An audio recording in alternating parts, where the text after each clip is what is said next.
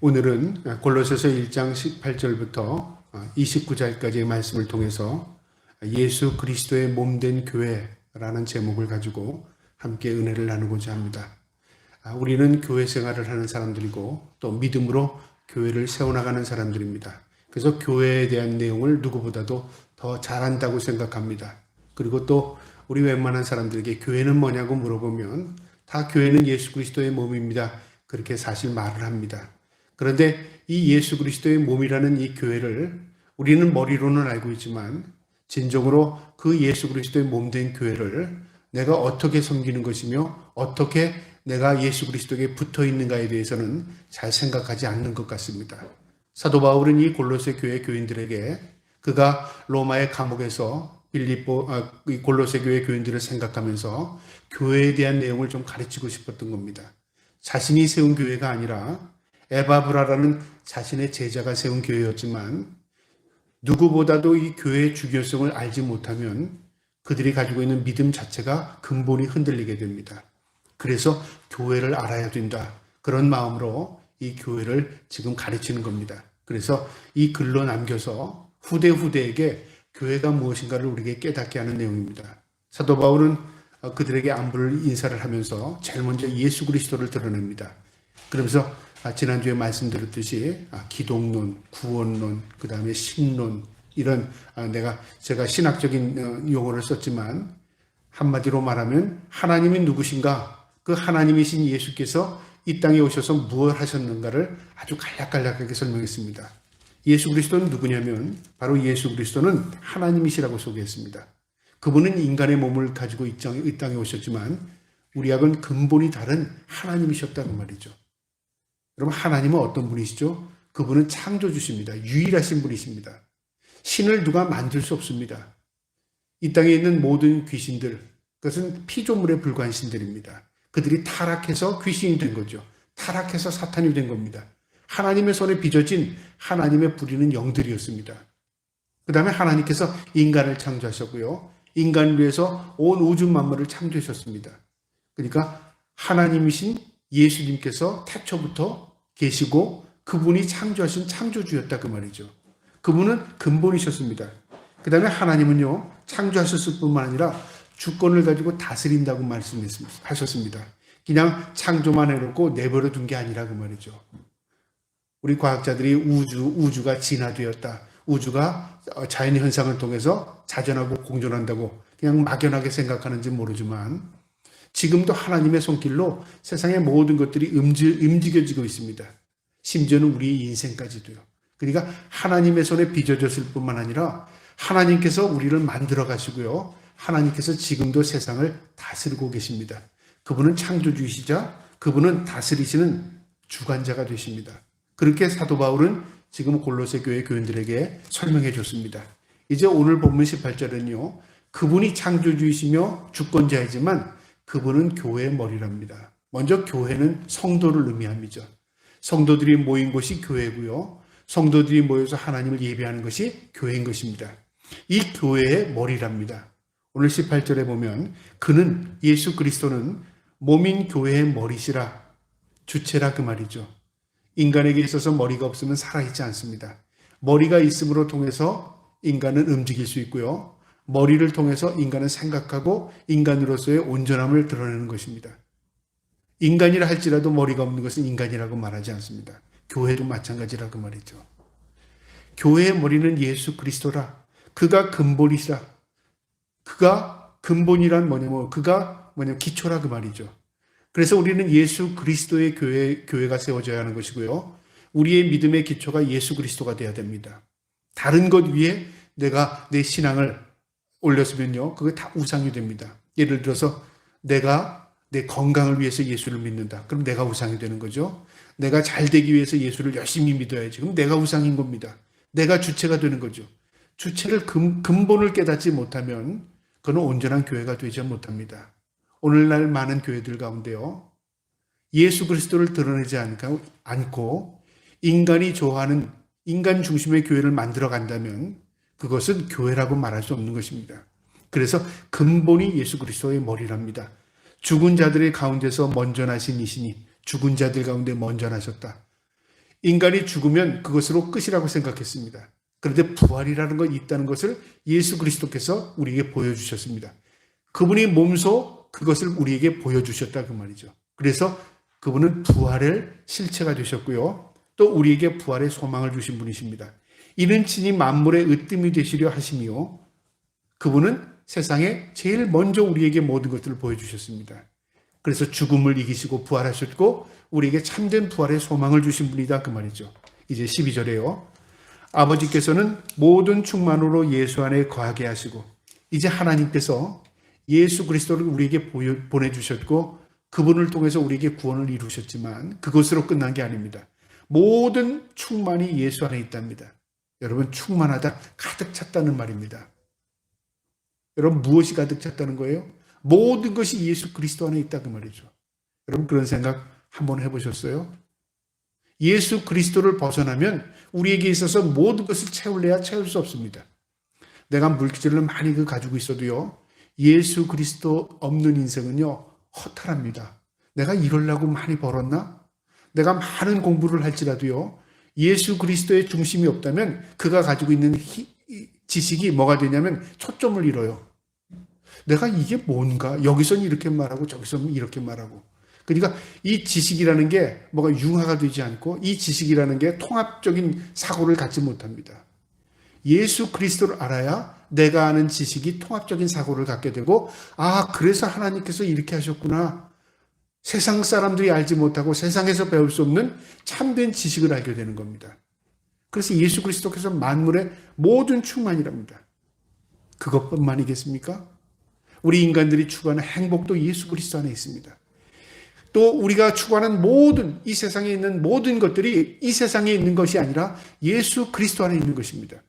그것을 발견할 때 우리의 믿음이 열매가 나고 싹이 나는 것입니다. 여러분 그래서 예수님을 만나지 못하면요. 인생의 근본을 알지 못합니다. 그래서 우리가 나를 알기 전에 누구를 알아야 하냐면 하나님을 알아야 합니다. 왜냐하면 나를 알려면 하나님을 알아야 합니다. 그런데 사람들은 그렇게 생각하지 않죠. 나를 알기 위해서 고민합니다. 나를 알기 위해서 그 다음에 어떻게 생각의 상념에 사로잡힙니다. 내가 아무리 나를 생각해도 나를 만드신 분을 모르는데 내가 나를 어떻게 알아요? 나를 알려면 나를 만드신 창조주를 만나야 하는 것입니다. 그래서 신학에서는 근본이 인간론이 중요한 게 아니라 신론이 중요한 겁니다. 신이 누구신가? 그분을 만나야 나를 알게 되는 겁니다. 이처럼 사도 바울은요.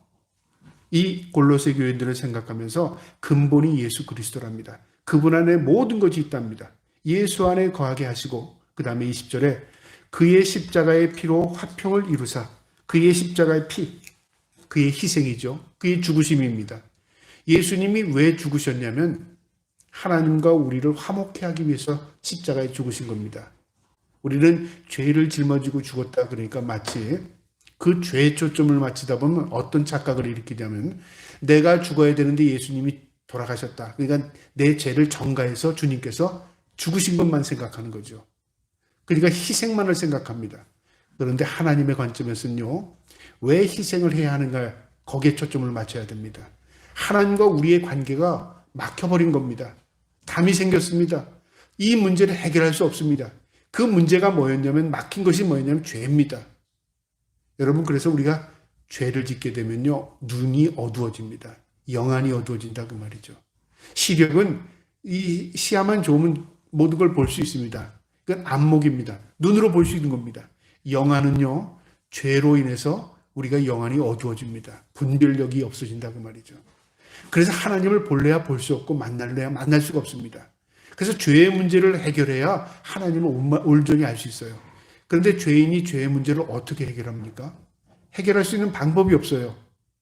하나님께서 그래서 예수 그리스도를 이 땅에 우리에게 보내주셔서 그분에게 죄를 전가시키고 우리를 그 죄의 대가를 치르게 하시고 하나님과 우리의 관계를 회복한 겁니다. 아주 신비롭고 놀라운 겁니다. 그 방법 외에는 다른 방법이 없습니다. 그래서 예수 그리스도의 피는요. 우리에게는 화평입니다. 화평. 하나님과의 관계를 회복시킨 겁니다. 그분이 우리의 모든 관계를 회복시킨 겁니다. 그 다음에요. 만물 곧 땅에 있는 것들이나 하늘에 있는 것들이 그로 말미암아 자기와 화평하게 되기를 기뻐하심이라. 하늘에 있는 것, 땅에 있는 것, 영적인 것, 육적인 것. 그렇게 말할 수도 있겠죠. 세상에 눈에 보이는 것과 보이지 않는 것이 있다고 말했습니다. 보이는 것보다 보이지 않는 것이 더 많답니다. 우리가 인식하는 것보다 인식하지 못하는 것들이 더 많은 것처럼요. 그래서 땅에 있는 것, 우리가 눈에 보이는 것입니다. 하늘에 있는 것, 영적인 것입니다. 볼 수 없는 것입니다. 그러나 이 모든 것들이 하나님과 우리의 관계를 회복시켜야 온전한 화목이 일어납니다. 그래서 인간들끼리 모여서 우리 싸우지 말자, 화평하자 한다고 화평이 지속되는 게 아니라 하나님을 알아야 하나님 안에서 참된 평화를 이룰 수 있는 것입니다. 그래서 하나님께서 평화의 사도가 예수 그리스도를 우리의 평화의 사도로 보내주신 것입니다. 그분이 십자가를 지심으로 하나님과 우리의 관계가 회복이 되고 화목한 관계를 이룬 겁니다. 그것이 진정한 회복이라 그 말이죠. 그래서 여기서 이 화목이라는 말이 원래 원어상의 의미는요, 원상을 회복하다라는 말입니다. 여러분, 화목하다 그러면 우리는 서로 기쁘고 즐거운 것만 생각하잖아요. 그런데 원어의 뜻이 화목이라는 것은 원상을 회복한답니다. 원래의 모습을 회복하는 겁니다. 그럼 우리의 원래의 모습이 뭐였는데요? 우리의 원래의 모습은요, 하나님을 알 수 있었어요. 하나님의 음성을 들을 수 있는 사람이었습니다. 그리고 하나님 앞에 순종하며 살아갈 수 있는 인생이었어요. 에덴 동산에 아담과 하와가 죄 짓기 전의 모습입니다. 아담아 예, 하와야 예 대답했습니다. 이건 먹지 마라. 예, 알겠습니다. 다스려라. 알겠습니다. 순종만 있었습니다. 하나님 관계가 영원히 지속될 수 있는 관계였습니다. 그런데 사탄이 하나님과 우리 인간의 관계에 개입했습니다. 그리고 하나님을 왜곡시켰습니다. 그리고 인간이 죄를 짓게 만듭니다. 그리고 하나님이 우리를 떠나게 한 게 아니라 인간이 하나님을 멀어지고 떠나게 만듭니다. 하나님을 피하게 만들었다고 말이죠. 이게 죄 때문에 그런 것입니다.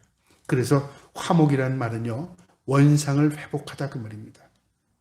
바로 예수 그리스도께서 이 죄 많은 인생들을 회복하기 위해서, 원상을 회복하게 하기 위해서 십자가 지셨다 그 말입니다. 21절에 전에 악한 행실로 멀리 떠나 마음으로 원수가 되었던 너희를, 우리가 하나님과 마음의 원수가 되었답니다. 하나님으로부터 우리가 멀어진 겁니다. 그 관계를 이제 예수께서 22절에 이제는 그의 육체의 죽음으로 말미암아 화목하게 하사 너희를 거룩하고 흠없고 책망할 것이 없는 자로 그 앞에 세우고자 함이니, 예수 그리스도의 죽음으로 우리는 어떻게 됐느냐? 거룩한 존재가 되었답니다. 죄의 문제가 해결됐죠? 그래서 거룩인 겁니다. 내가 거룩하니 너희도 거룩하랍니다. 그래서 우리가 예수 그리스도만이 우리의 모든 것들을 씻어주시고 용서받을 수 있는 그 핏값으로 우리가 거룩함으로 하나님 앞에 설 수 있는 겁니다. 그 다음에 흠이 없답니다. 여기 흠이 없다는 말은 고대인들의 제사를 생각하면 우리가 이해를 할 수 있는데요. 이스라엘 민족이 하나님 앞에 제물을 드릴 때는 반드시 예외 없이 흠 없는 것을 드렸습니다. 흠 없는 건 뭐죠? 흠 없는 것. 구별한 것입니다. 좋은 것을 구별한 게 흠이 없는 겁니다. 그래서 두 개를 갖다 놓고 비교하면요. 예를 들어서 동물인데 하나는 저는 동물이에요. 하나는 건강한 동물이에요. 우리의 관점에서는 내가 건강한 동물을 키우고 싶고 저는 것은 어차피 죽을 거니까 그거 드리는 게 좋을 것 같잖아요. 하나님 그렇게 안 받으신다 그 말이죠. 우리가 좋은 것, 우리가 좋게 여기는 것, 우리가 갖고 싶은 것, 우리가 귀하게 여기는 것, 그것을 하나님께 드려라 그 말이죠. 이게 흠이 없는 것입니다. 그래서 이 이스라엘 민족에게 있어서 고르반이라는 말이 있죠. 하나님께 드림받으어서 그러면은 부모도 그거에 대해서 야 그걸 뭐 우리 주고 다른 거 드려 그렇게 말을 못했다 그 말이죠. 하나님께 구별한 것에 대한 것은 이것은 하나님께 드리는 것이구나. 그래서 거룩하고 깨끗한 것으로 생각했습니다. 흠이 없다 그 말이죠. 그 다음에 또 뭐 어떤 걸 드려 책망할 것이 없다 그 말이죠. 책망할 것이 없다. 흠 잡을 게 없다. 빈틈이 없다 그 말입니다. 우리가 하나님 앞에 어떻게 서야 하면 거룩한 백성으로 살아야 하고 하나님 앞에 서는 날 거룩한 모습으로 하나님 앞에 서야 합니다. 그래서 하나님 앞에 거룩한 모습으로 우리가 서야 되는데 우리 인간이 모두 죄인입니다. 그래서 예수 그리스도의 핏값으로 우리의 모든 것을 흰옷을 입혀주십니다. 요한계시록에 그 말씀이 있죠. 흰옷을 사서 입으라는 말이 있습니다. 그게 거룩함이랍니다. 그래야 천국 갑니다. 우리가 이 땅의 모든 것들을요, 다 가지고 갈 수도 없지만은 내 모습 이대로 그저 살던 모습 그대로 갈 수 있는 게 아닙니다. 우리가 그럼 어떤 걸 준비해야 되는가? 우리 스스로 준비하는 것이 아니라 은혜로 하나님께서 예수 그리스도를 통해서 우리에게 흰 옷, 거룩한 옷을 입혀주시는 겁니다. 그 전적인 은혜로 하나님 앞에 서는 것입니다. 그것을 바로 예수 그리스도의 은혜라 그 말이죠. 그 다음에 22절에요.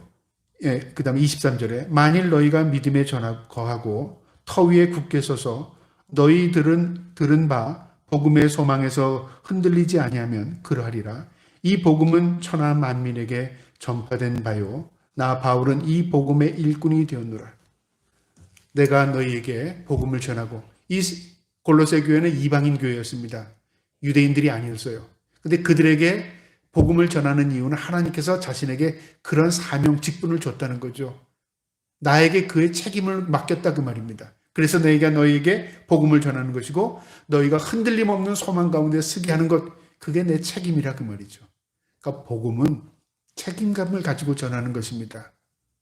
복음 전하면 내가 잘 된대. 복음 전하면 하나님 앞에 상급이 있대.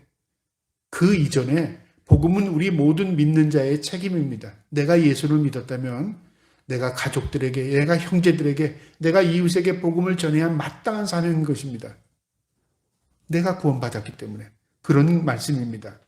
그러면서 이제 24절부터는 교회에 대한 바울이 나는 교회를 이렇게 세우고 이렇게 하기를 원한다 그 말입니다. 그러면서 24절에 나는 이제 너희를 위하여 받은 괴로움을 기뻐하고 그리스도의 남은 고난을 그의 몸된 교회를 위하여 내 육체에 채우노라. 사도 바울의 사명을 지금 고백하는데요. 하나님이 주신 사명이 즐겁고 행복하고 기쁜 게 아니라 그 말이죠. 여러분, 우리는 예수 믿으면 행복해요. 예수 믿으면 우리 복 받아요. 그런 말 많이 들었잖아요. 만약에 안 믿는 사람이 이 말을 잘못 왜곡하면 어떻게 할까요? 아, 예수 믿으면 내가 행복해지는구나. 예수 믿으면 내가 복 받는구나. 거기에만 초점을 맞추다 보면 예수를 믿다가 내가 행복해지질 않아요. 예수 믿는다고 행복해지더니 내가 행복해지질 않네. 예수 믿으면 복 받는다고 그랬는데 내가 예수 믿었고 복 받은 게 없네 라고 생각하면 예수 믿겠습니까? 그럼 누가 잘못한 거죠? 그 사람의 그렇게 생각하도록 만드는 그 당사자가 잘못인 겁니다. 그래서 교회는 온전한 복음을 전해야 하는 것입니다. 온전한 게 뭐예요? 하나님 말씀 그대로를 전해야 돼요. 조금 거북스러워도, 조금 불편해도, 조금 내가 이해가 되지 않아도 그 말씀 자체를 전하다 보면요, 그 말씀 가운데 진리를 깨닫게 되는 겁니다. 아, 예수를 믿는다는 게 이런 거구나. 내가 하나님의 백성이 된다는 게 이런 거구나. 아, 내가 세상에 있지만 하나님이 기뻐하는 삶이, 거룩한 삶이라는 건 이런 것이구나 라는 걸 깨닫게 되면요, 인격의 주님을 만나기가 쉽습니다. 그런데 내 중심의 신앙이 되다 보면 어떤 결과를 갖게 되냐면 내 뜻대로 되지 않으면 예수님 필요 없습니다. 내 뜻대로 되지 않으면 교회라는 존재를 내가 인정하지 않게 되는 거죠. 그래서 사도 바울은요, 괴로움을 기뻐하고 괴로움을 기뻐한답니다. 어떻게 괴로운 게 기쁨하고 연결이 됩니까? 상대되는 말인데, 내가 받는 고난, 내가 받는 괴로움을 나는 하나님이 주신 사명으로 기쁘게 여기겠다 그 말이죠. 너를 위하여 받은 괴로움을 기뻐한다. 너 때문에 너에게 복음을 전하고 너희에게 내가 복음을 위해서 희생하고 고난을 당하는 거 하나님이 그거 기뻐하기 때문에 나는 그걸 기쁨으로 여기겠다 그 말이죠. 그래서 우리가 이 땅에서 사는 동안에요, 예수 믿는 사람으로서 세상 사람들이 감정으로 느끼는 그 감정이 아니라 우리가 믿음으로 그 느끼는 느낌이 있어야 됩니다. 어떤 걸까요? 여러 가지가 있겠지만, 그래 이게 복이야. 내가 좀 물질의 부족함을 갖는 거 복이야. 내가 건강하지 못하지만 그게 내게 복이야. 그래, 나는 세상 사람들이 추구하는 그걸 추구하지 않지만 내게는 이게 복이야. 그런 것들을 깨닫는 저와 여러분 되기 바랍니다. 복은요, 딱 이게 복이야라고 말할 수 있는 게 아닙니다. 복은 어떠냐면요, 우리에게 복으로 다가오고 그게 결과적으로 복이 될 때 진정한 복입니다. 단회적인 것, 지금 여기, 그건 복이 아닙니다. 앞으로도 지속적으로 결론적으로 그게 내게 유익이 되고 그게 하나님께 영광이 될 때, 그게 진정한 복입니다. 사도 바울은 괴로움을 기뻐하고 그리스도의 남은 고난을 그의 몸된 교회를 위하여 내 육체에 채우노라. 아주 신비로운 말씀이죠. 육체에 그 예수 그리스도에게 남긴 고난을 채운답니다. 마치 고난을 예수님께서 남겨두시고, 자, 나는 이 정도 고난을 당했으니 이제 너희가 그 고난을 나눠 가져라 하는 말같이 들려지잖아요. 이 말씀의 의미는 어떤 의미냐면, 예수님께서 우리를 위해서 고난 당하신 그 고난이요, 죽음이었습니다. 그 이상의 고난이 없습니다. 모든 걸 다 부으신 겁니다. 피까지 다 쏟아 부으신 겁니다. 그래서 우리를 하나님의 백성 자녀 삼으신 겁니다. 자, 그 고난, 그 죽으심을 당한 이유는 너희 이제는 행복해라 그게 아니라 너희에게도 이 땅에 사는 동안입니다. 한시적인 인생이죠. 이 땅에 사는 동안이 영원한 인생이 아닙니다. 한시적입니다. 기한부 인생이라 그 말이죠. 그 기간 동안에 주님이 당한 그 고난을 조금이라도 맛봐라 그 말이죠. 왜 우리가 그 고난을 맛봐야 합니까? 천국에는 그 고난이 없기 때문에 그렇습니다. 여러분, 만약에 우리가 이 땅에서 고난은 싫습니다. 나에게 행복만 주시다가 내가 천국 갈게요. 그러면 그가 진정으로 천국이 행복한 곳인지를 느끼겠습니까? 여러분, 인간은 그렇지 않아요. 인간은 어떤 존재냐면, 내가 오늘 풍성한 은혜를 누리고 살아도 그 은혜가 1년 지속되면요, 은혜로 여기지 않습니다. 당연한 것으로 여깁니다. 그래서 그 다음엔 더 다른 것을 요구해요. 인간은 그래서 만족이 없다잖아요. 채우지 못합니다. 그게 왜 인간이 채우지 못하냐면 욕심으로 가득 차 있기 때문에 그렇습니다. 우리가 만족할 줄 알아야 그 욕심을 절제할 수 있는 것입니다. 이 땅에서에 국한된 겁니다. 그걸 절제하는 것을 가르치는 게 뭘까요? 고난이라는 거죠. 내가 고난을 맛보게 되면요, 어떤 결과를 갖게 되냐면 만족을 깨닫게 돼요. 그래, 이 정도는 됐어. 욕심 부리지 말자. 그래, 이 땅에 있는 것 한시적인 건데 내가 이거 가지고 천국 가는 것도 아닌데, 이런 절제할 수 있는 마음을 갖게 되는 겁니다. 그래야 인간의 믿음 안에서 성숙을 이룰 수 있는 것이에요. 만약에 그 범위가 없다면 이 땅에서 내가 행복하고 잘 먹고 잘 살다가 천국 가라. 만약에 성경에 그런 말씀 없지만 그렇게 비춰진다면 어떻게 될까요? 인간은 욕심을 가득 채우고 천국 가려고 할 겁니다. 그 천국 못 가는 겁니다. 그래서 사도 바울은요, 고난에 그의 몸된 교회를 위하여 내 육체에 채운답니다. 그래서 고난을 슬퍼하지 않았습니다. 사도 바울은 어느 정도냐면 내가 육신의 장막을 벗고 지금이라도 내가 하나님 곁에 가기를 원한다고 그랬습니다. 한마디로 말하면 난 빨리 죽고 하나님 만나기 원해. 그러나 내가 지금 죽는 게 사명을 감당하는 일이 아니기 때문에 하나님께서 나에게 맡겨준 그 사명 잘 감당하고 내가 달려갈 길 잘 달려서 내가 하나님 앞에 서는 날 칭찬받는 사람 되기 원한다. 그래서 내가 이 고난을 묵묵히 기쁨으로 지고 간다고 사도 바울은 고백하는 겁니다. 25절에요. 내가 교회의 일꾼 된 것은 하나님이 너희를 위하여 내게 주신 직분을 따라 하나님의 말씀을 이루려 함이니라. 사도 바울이 받은 직분입니다. 무슨 직분일까요? 복음 전하는 직분. 그래서 사도 바울에게선 사명이라고 말하죠. 소명감입니다. 하나님 나에게 주신 것이다. 여러분, 우리가 그 소명이 없다면 어떻게 살아갈 수 있겠을까요? 오늘은 이렇게, 내일은 저렇게 방향성을 잃어갈 거예요. 그런데 소명을 갖게 되면 목표가 분명합니다. 흔들림 없이 살아간다 그 말이죠. 사도 바울은 교회의 일꾼 된 것은 하나님이 나에게 그걸 맡겨주셨기 때문에, 직분 주셨기 때문에, 나에게 사명이 되기 때문에, 내가 그게 소명이 되기 때문에 그 말이죠. 그래서 그 길을 달려간답니다. 하나님의 말씀을 이루려 함이라. 여러분, 하나님의 말씀은 1.1획도 땅에 떨어짐 없습니다.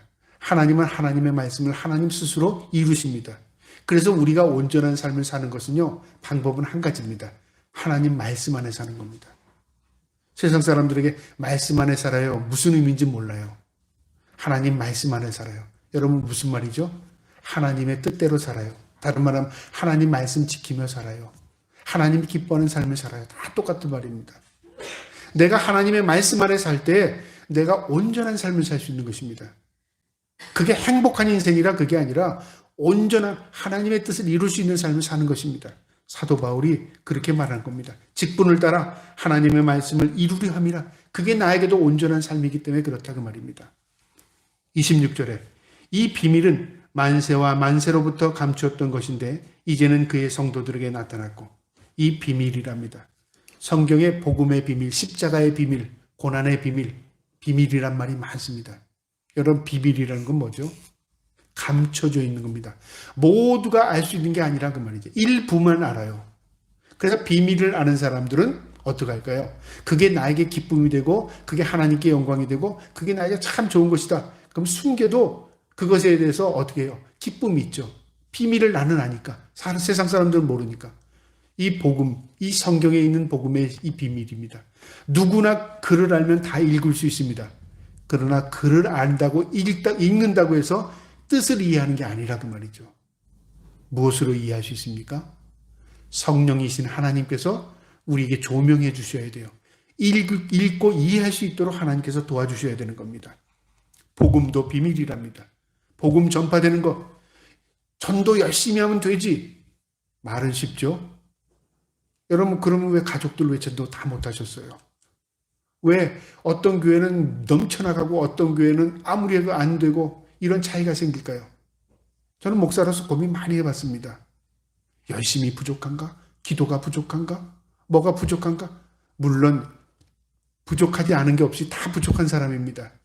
그러나 인간의 노력 가지고 채워지는 것이라면요, 아마 성경 말씀대로 덮어놓고 열심히 해서 모든 걸 다 이룰 수 있을 것 같습니다. 그런데요, 시대적인 영향이 있습니다.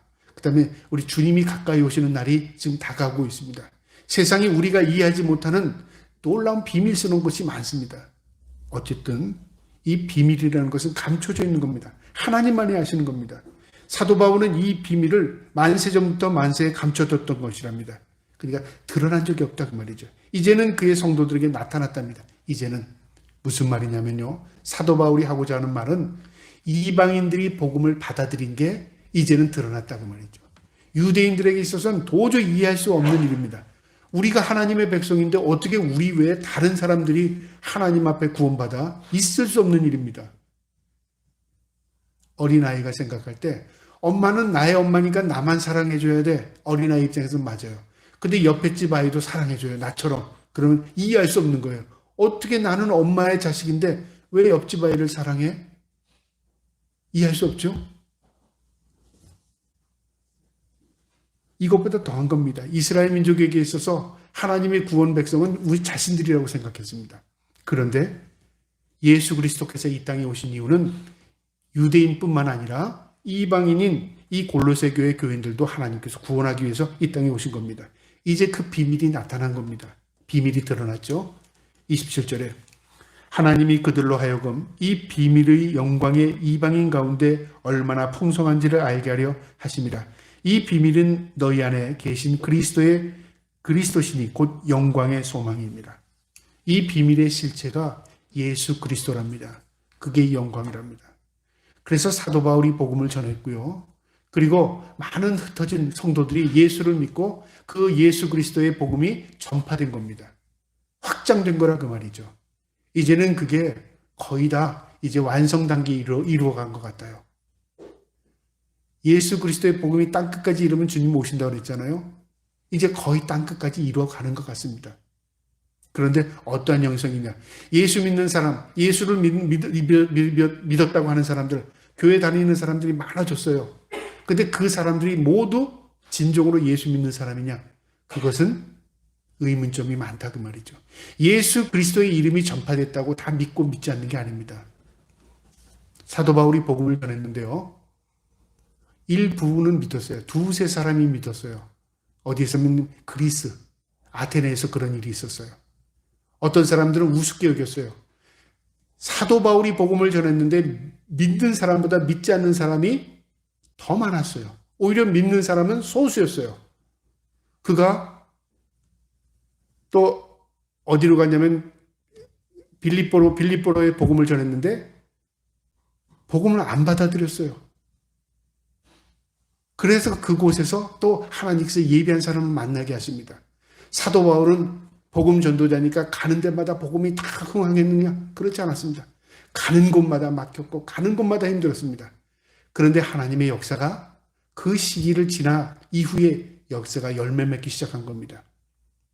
이제 이 모든 열매가 이제 꽃필 때가 오고 또 이 열매를 통해서 하나님께서 거둘 때가 옵니다. 이제 그런 시기가 아닌가.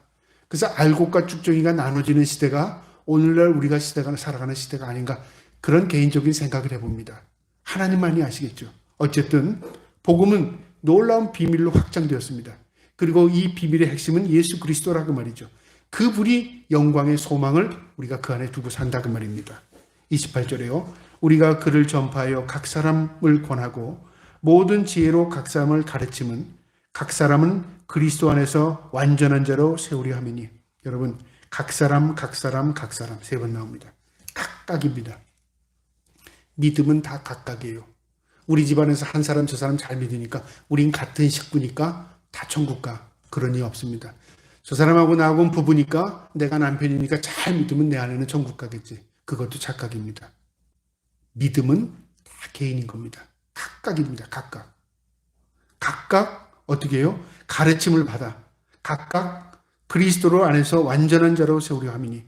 우리의 믿음이 각각입니다. 각각. 하나님 앞에서 우리가 온전한 믿음으로 살려면 어떻게 될까요?